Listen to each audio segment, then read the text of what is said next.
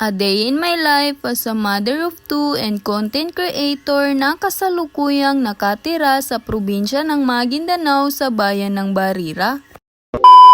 Pagkatapos ko ngang paarawan si baby ay ibinigay ko nga muna siya sa papa niya dahil magsasaing na nga muna ako. May natira nga kaming kanin kagabi kaya eto isinalid ko nga muna dito sa plato. Katapos nga ay hinugasan ko na nga rin itong kaldero. At habang nga hinugasan ko tong kaldero ay may nangyari naman nga hindi inaasahan. Naramdaman ko nga na para bang may dumapo sa braso ko. Nung una nga ay hindi ko na nga ito pinansin at nung pangalawang beses nga na may naramdaman ako sa likod ko na gumagapang ay hindi na nga ako napakali at napatalon na nga ako sa sobrang takot. Grabe, hindi nga halata sa itsura ko na natakot nga ako ng sobra. Yung dumapo nga sa akin ay gagamba. Yung gagamba na nasa bahay pero malaki. Yak kalalalalaway kalakalak ko, gosh. Ewan ko ba pero takot na takot talaga ako dun. Feeling ko nga ay kakagatin ako nun. Basta sawalay na ako kadaglalalawa.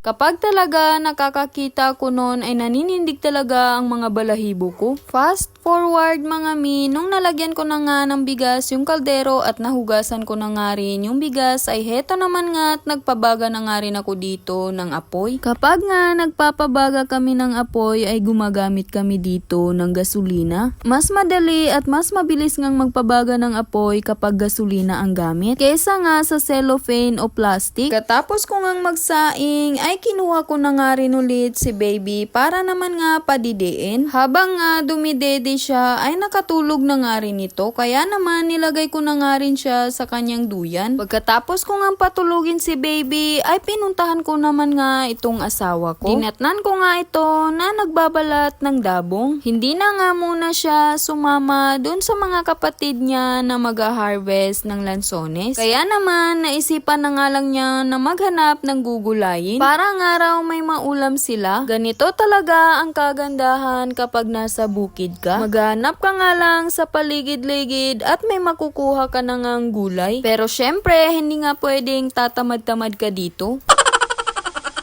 Hay nako mga mi, kung tatamad-tamad ka nga tapos nakatira ka pa sa bukid, hay nako, panigurado talagang magugutom kayo. Mabuti na nga lang ay itong asawa ko ay nasobrahan na nga sa pagiging masipag. Sa sobrang sipag nga ay para bang hindi na nga ito nakakaramdam ng pagod.